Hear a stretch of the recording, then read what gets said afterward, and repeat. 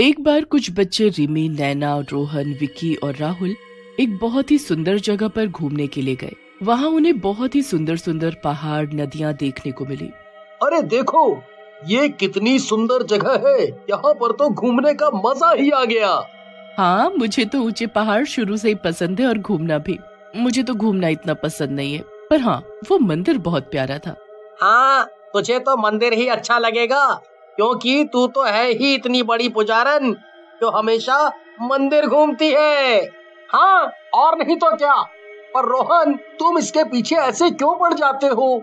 जो चाहे लोग वो मान सकते हैं। उसे भगवान में श्रद्धा है तो इसमें हमारा थोड़ी कोई नुकसान है। सबकी अपनी अपनी श्रद्धा है।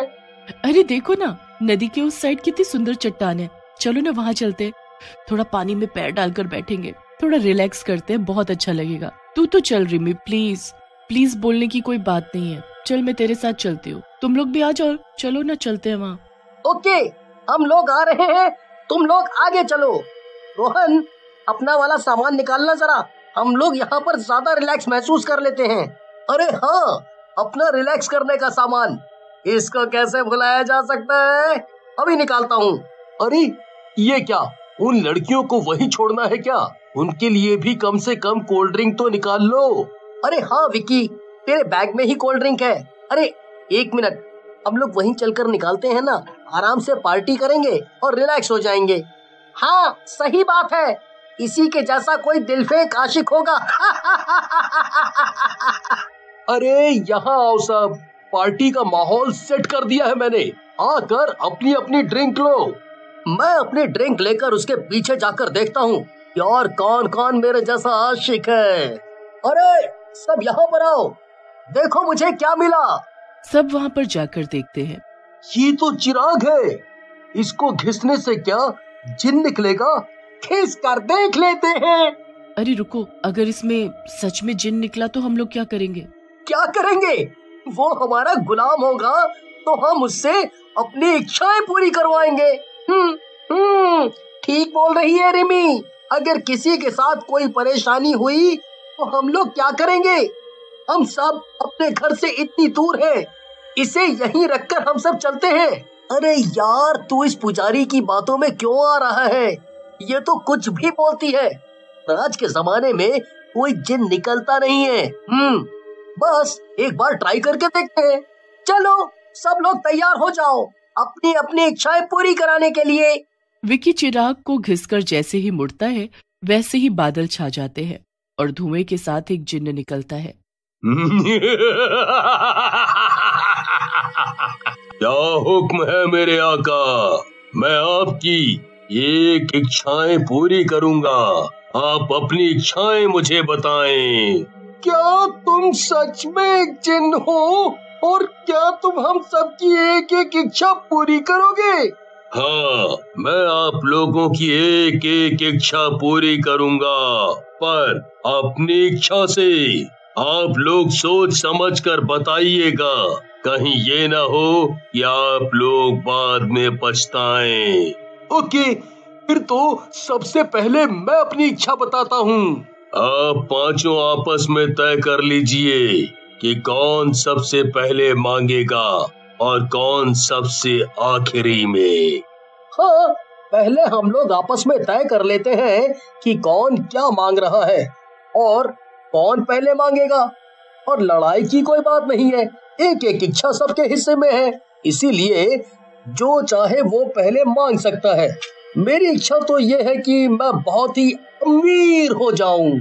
मैं तो खैर अमीर ही हूँ, पर मुझे अपनी जवानी हमेशा बरकरार रखनी है। मैं तो यही इच्छा मांग लूंगा कि मैं हमेशा ऐसे ही जवान और ताकतवर बना रहूं। मैं कुछ नहीं मांगूंगी, मेरे पास जितना है मैं उतने में ही खुश हूँ। न मुझे नाम चाहिए, ना ही दौलत, ना ही ताकत और ना ही स्पोर्ट्स कार। अपने ऊपर वाले पर पूरा भरोसा है, वो मेरे साथ जो भी करेंगे वो अच्छा ही होगा।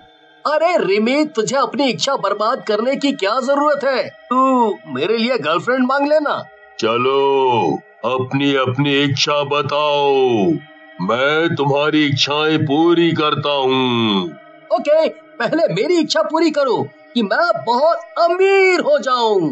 अब मेरी इच्छा कि मेरे पास एक स्पोर्ट्स कार हो। मैं चाहता हूँ कि मेरी जवानी और मेरी ताकत ऐसे ही बरकरार रहे। और मैं अपने लिए नाम और शोहरत मांगना चाहती हूँ। रिमी को चुप देखकर भूतिया जिन कहता है, क्या तुम अपनी कोई इच्छा पूरी नहीं करना चाहती? नहीं, मुझे कोई इच्छा नहीं मांगनी, और अभी तो बिल्कुल नहीं। तुम इन सब की इच्छा पूरी करो। ठीक है, सबकी इच्छाएं हो पूरी जो इनके मन में थी अधूरी। टिन टिन चमके तारा, कोई न रहे बेसहारा। सबकी इच्छाएं पूरी करके वो जिन्न फिर अपने चिराग में चला जाता है। तब रोहन उस चिराग को उठाकर अपने बैग में डाल देता है और वो लोग होटल रूम में चले जाते हैं। होटल रूम में एक फोन आता है जो फोन रोहन के लिए होता है। हेलो हेलो माँ, क्या बोल रही हैं आप? थोड़ा ऊंचा बोलिए, मुझे सुनाई नहीं दे रहा है। बेटा, आपने जो लॉटरी की टिकट ली थी, आपकी लॉटरी लगी है। वो लॉटरी 6 करोड़ की है, जिससे हम लोग बहुत अमीर हो गए हैं। बस अब आप जल्दी घर आ जाइए। क्या सच में माँ? मेरी 6 करोड़ की लॉटरी लगी है और हम लोग बहुत अमीर हो गए हैं। मैं यहाँ से अभी निकलता हूँ। दोस्तों, वो जिन सच में है। उसने मेरी इच्छा पूरी की। मेरी 6 करोड़ की लॉटरी लगी है। माँ का फोन आया था, उसने मुझे जल्दी ही बुलाया है। नैना को भी मैसेज आता है। वो अपना मैसेज देखते हुए खुशी से उछल पड़ती है। अरे देखो, मुझे कितना बड़ा ऑफर मिला है मॉडलिंग का।